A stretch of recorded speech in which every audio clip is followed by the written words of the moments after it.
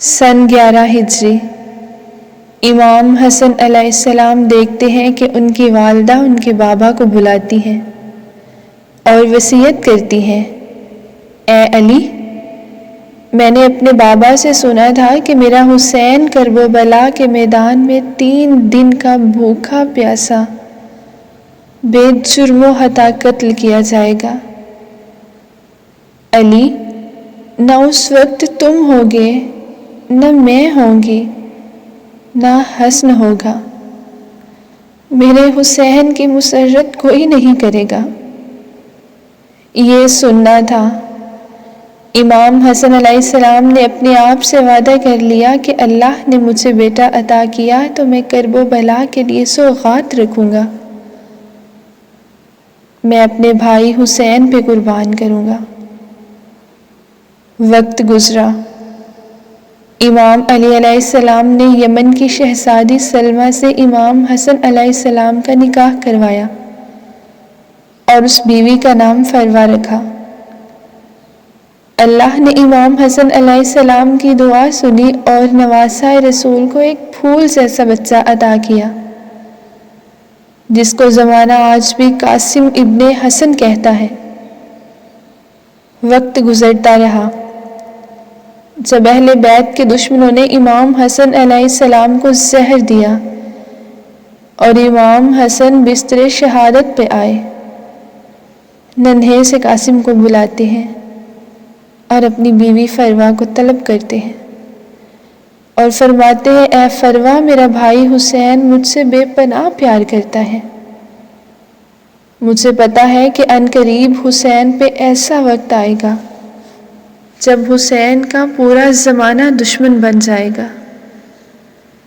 فروا ہر ایک ماں اپنا اپنا بیٹا حسین کے قدموں پہ قربان کرے گی۔ فروا، میرا بھائی تمہیں قاسم کے لیے اجازت نہیں دے گا، میں ایک تعویذ تمہیں لکھ کے دیتا ہوں۔ جب کرب و بلا میں ہمارے قاسم کو شہادت کی اجازت نہ ملے تو میرے بھائی حسین سے کہنا، یہ تعویذ کھول کے پڑھ لے۔ آ گیا وہ زمانہ جب پوری دنیا امام حسین کے خون کی پیاسی بن گئی۔ 10 محرم کا دن، عزیز و اقارب شہید ہونے لگے۔ امام حسن کا شہزادہ بار بار چچا حسین علیہ السلام کے پاس آتے ہیں اور عرض کرتے ہیں، چچا حسین، مجھے بھی اجازت دے کہ میں بھی اللہ کے دین پہ قربان ہو جاؤں۔ امام حسین علیہ السلام رو کے فرماتے ہیں، اے قاسم، تم میرے بھائی کی نشانی ہو، تمہیں میں کیسے نظروں سے جدا کروں؟ بس جیسے ہی اس پریشانی کو امام قاسم علیہ السلام کی والدہ نے محسوس کیا تو قاسم کو بلایا اور کہا، اے قاسم، تمہارے بازو پہ ایک تعویذ بندھا ہے، اس تعویذ کو کھولو اور جب تم یہ تعویذ اپنے چچا کو دکھاؤ گے تو تمہیں اجازت مل جائے گی۔ امام قاسم علیہ السلام اس تعویذ کو کھول کر امام حسین علیہ السلام کی خدمت میں آتے ہیں۔ امام حسین تعویذ کو کھول کر پڑھتے ہیں۔ اس میں لکھا تھا، اے میرے بھائی حسین، قاسم کو میں نے کربلا کے لیے مانگا تھا، اس لیے اس کو اجازت دے تاکہ یہ بھی اللہ کے دین پہ قربان ہو جائے۔ بس یہ پڑھنا تھا۔ امام حسین علیہ السلام شہزادہ قاسم کا چہرہ چومتے اور فرماتے ہیں، جاؤ قاسم، اللہ کے دین پہ قربان ہو جاؤ۔ پھر علی کا شیر علی بن کر میدان میں آیا۔ فوج عشقیہ لرزنے لگی۔ لشکر یزید کے بڑے بڑے بہادر فنا ہونے لگے۔ اتنے میں کسی نے کہا، آج تک علی کے خاندان سے کوئی جیت چکا ہے کیا؟ آؤ مل کے حملہ کرتے ہیں۔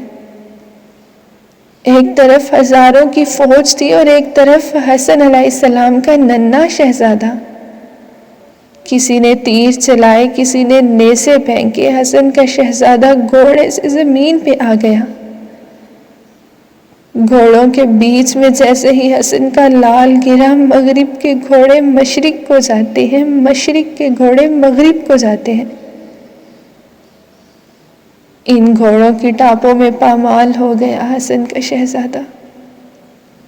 بس آواز آئی، چچا حسین۔